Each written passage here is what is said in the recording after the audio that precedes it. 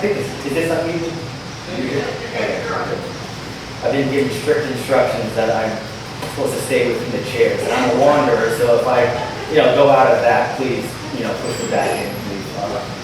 I just want to say we had dinner with Kate and Leaf last night, and you guys are just so lucky to have pastors like Kate and Leaf. Jen and I were just talking last night, and we just wish that Kate and Leaf would move back to Glendora so that we can go to their church.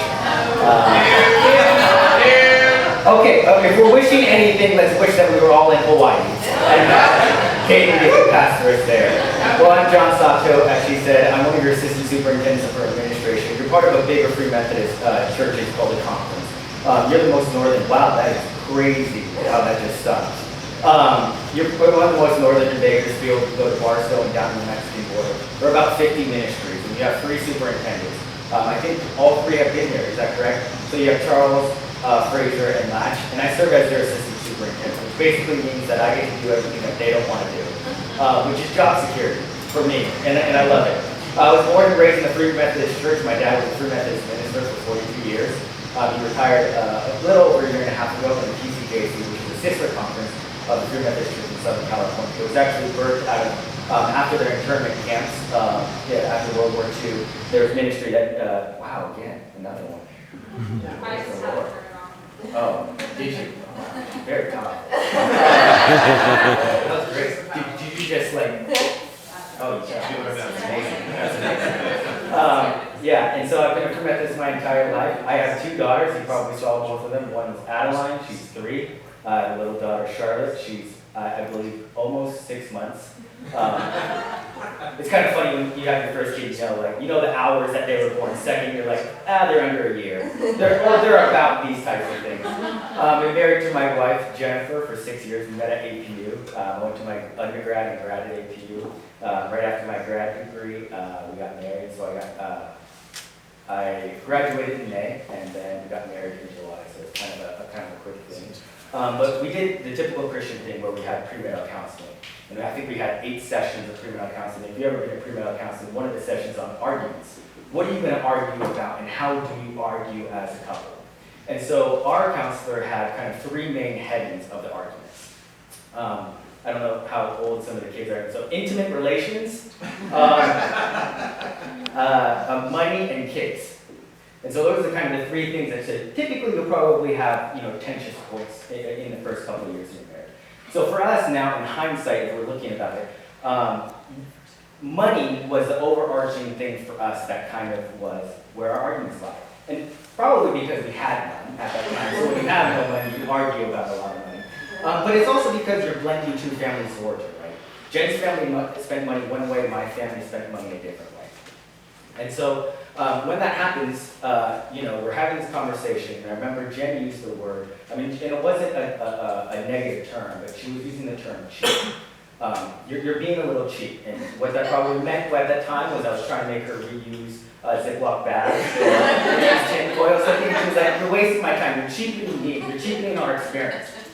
But what I heard, coming from my family of origin, was that I'm being intelligent, I'm being a good steward. Because in my family, if you get called cheap, the top thing you can be called is well done, good and faithful servant. Right under that is you're cheap. Because you're smart, you're a good steward with money, so we love that. So we had this communication miss. And I remember kind of smirking at that because Jen asked, why are you smiling? I'm like, you're cheap. But I remember, have you ever had that communication miss? Where there's a time where someone was trying to communicate something to you and then you kind of miss that. And typically that'll happen in a marriage or a co-working relationship. But today we get a time in our text where we have a communication miss. The Pharisees are trying to communicate something to Jesus. They're trying to discount Jesus for something. They're calling Jesus cheap. And what Jesus does is kind of smirk and smile, I think. It doesn't say that in the text, but I guess I just get to make that stuff up. But he smiles and he says, thank you. It's a marker of my ministry. And further, he tells them parables and asks them, why aren't you cheap? So our text today comes from Luke 15. And it's Luke 15, 1 through 10. And it's 2 parables that Jesus teaches. And I'll read it for you. I don't know if I'm standing in the way. Okay. Okay, I'm outside of bounds. All right, sorry. Now all the tax collectors and sinners were coming near and listening to him. And the Pharisees and scribes were grumbling and saying, "This fellow welcomes sinners and eats with them." So he told them this parable. "Which one of you, having 100 sheep, losing one of them, does not leave the 99 in the wilderness and go out to the lost until he finds it? When he has found it, he lays it on his shoulders and rejoices. And when he comes home, he calls together his friends and neighbors, saying to them, 'Rejoice with me, for I have found my sheep that was lost.' Just so I tell you, there is more joy in heaven over one sinner who repents than over 99 righteous persons who need no repentance. Or, what woman having 10 silver coins? If she loses one of them, does not light a lamp, sweep the house, and search carefully until she finds it. When she has found it, she calls together her friends and neighbors and saying, 'Rejoice with me, for I have found the coin that I had lost.' Just so, I tell you, there is joy in the presence of angels of God over one sinner who repents." The word of the Lord. So I know that Kate has kind of been doing a series on Luke, and if you preached on this topic already, just ignore everything that I'm about to say. Kate is far more intelligent and better preacher than I am. But it's always interesting to understand the context of what's going on. So chapter 15 lands in what Luke is called the traveling narrative. Jesus has grown, he's gone to Galilee, and now he's on his way to Jerusalem. He's teaching. He's teaching disciples, people around him, Pharisees and everything. And Luke starts this text out with the word "now." And that's kind of a key word for us, right? Why now? You have to ask yourself, why now? If there's a therefore, a so that, a because, you always want to ask yourself why, right? Why now? So we look at the chapters immediately before, in chapter 14. And what we see is Jesus going to the house of a Pharisee to eat. And the Pharisees, it says, are watching him closely. And it's on the Sabbath. And he asks a somewhat, what I read as a sarcastic and rhetorical question: "Is it not lawful for me to heal?" He sees a man that needs to be healed. And he does it anyway. And then he gives him a parable about the wedding banquet, about inviting those who can't reciprocate and putting them at higher seats. Because at that time, in that socioeconomic status, where you're born, what your profession was, what your father's profession was, all of those things mattered. And you don't get to skip this hierarchical culture kind of thing. Then he talks about the great banquet, who's going to be invited. And it's all about the outsiders that are invited. And then he reframes what it means to be a disciple. And then now. So Jesus is creating this culture around him of hospitality, of openness. And it's no secret why now the sinners and tax collectors are comfortable.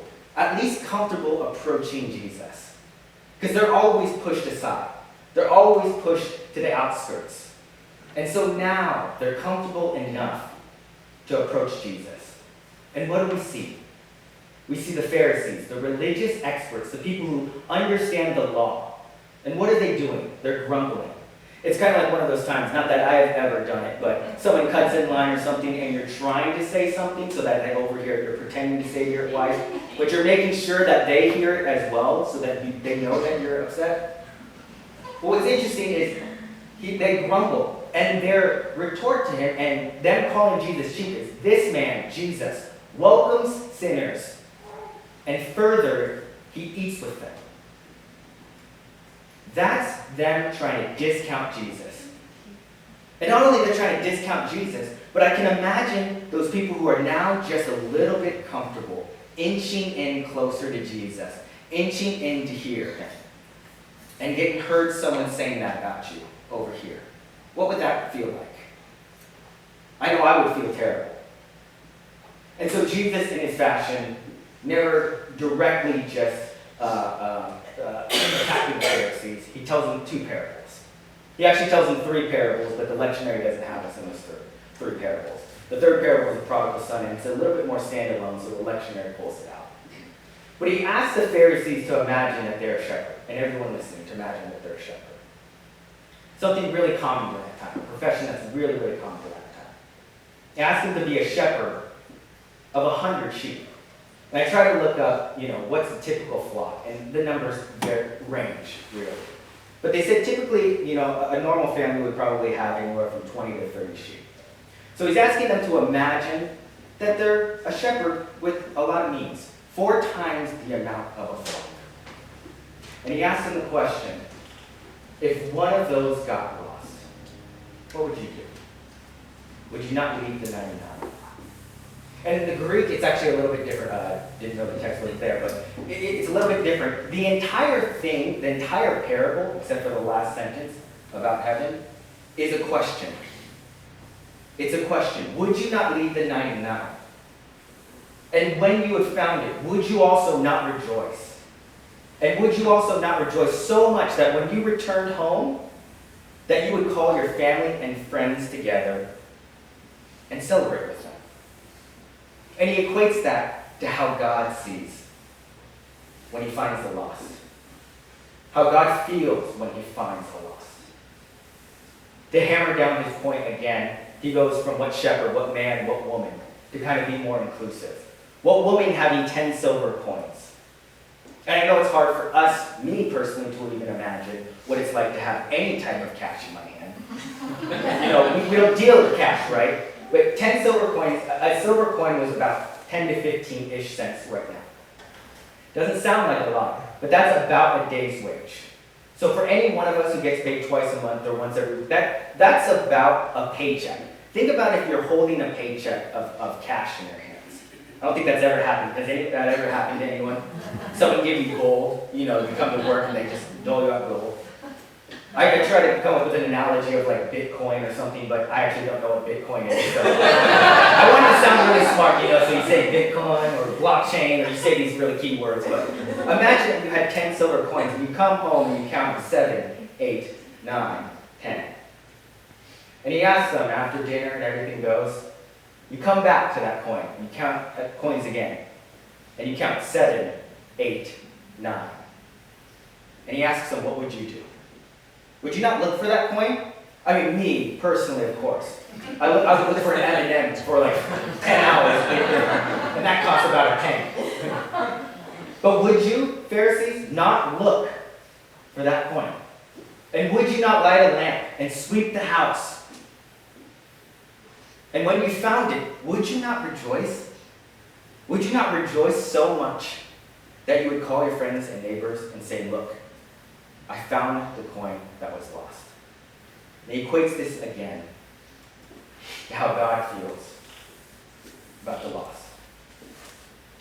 You see, the Pharisees were the religious experts. They were the people who were supposed to know better. They knew the law. And they studied the law. And how did they utilize the law at that time in Judaism? They knew that if they were ritualistically made clean, an unclean person could make a clean person unclean. By relationship, by eating with them, by relating to them. And so Jesus is asking them, is it about you?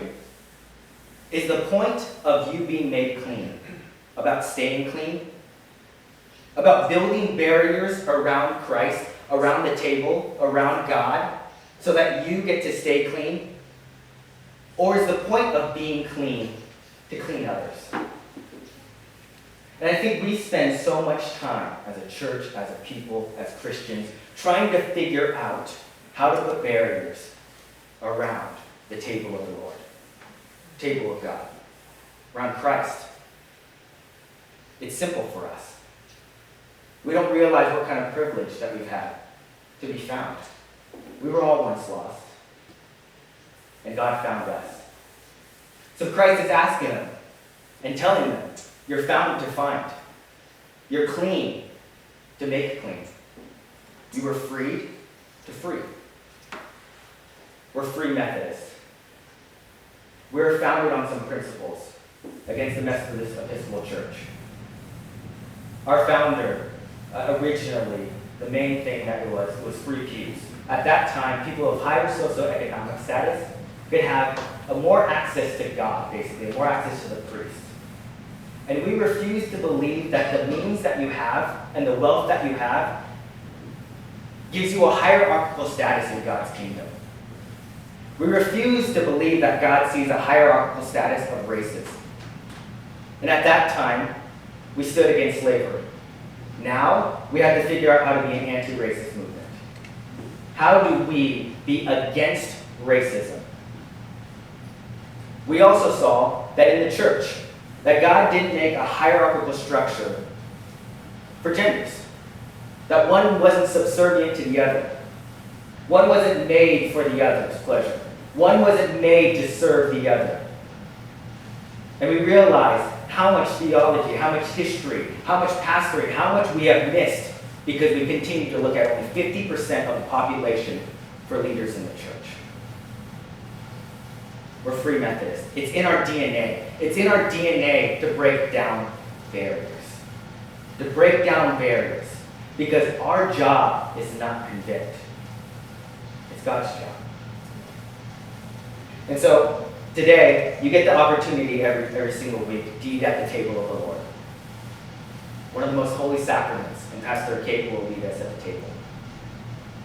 And in Eucharist liturgy that we use, for the consecration of the elements, there's a so that. We say, may they be the body and blood of Christ, so that when we eat and drink them, we may be Christ incarnate to our world. We may bring Christ to others. And so I got these, they call them fellowship cups. And they're tiny little, Eucharist elements for all your Eucharist emergencies. I know everyone has stuff like, where's the Eucharist, where's communion? You panicked. I got you. Don't worry. Well, Amazon's got you.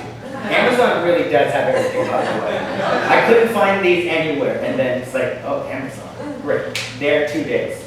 It's got a little wafer on top. It's got a little juice in the bottom. Please, please, please. Don't actually use this. I don't know. This is probably BPA full and a lot of other toxins. But I want you to come up, and as you take the Eucharist this week, take one of these. Put it in your car, put it in your office. Put it anywhere that will remind you this week that we are to bring Christ to others. That we are to open up the table. We serve an open table. Which means that we don't have stipulations. And if you want Jesus, you're welcome. Because we know God's prevenient grace brought us somewhere and brought us here, that we need to be that grace to others. And I hope this week that you see that cup and you love on a coworker, a family member, send a text, have coffee, take someone out to eat. I'm not asking you to be that guy or that girl at work. I love what Francis of Assisi says, preach the gospel and when necessary use words. I'm asking you to love. I'm asking you to realize that we are made clean to clean others. We were found to find others. We were made free to free others. We are loved, church, to love others.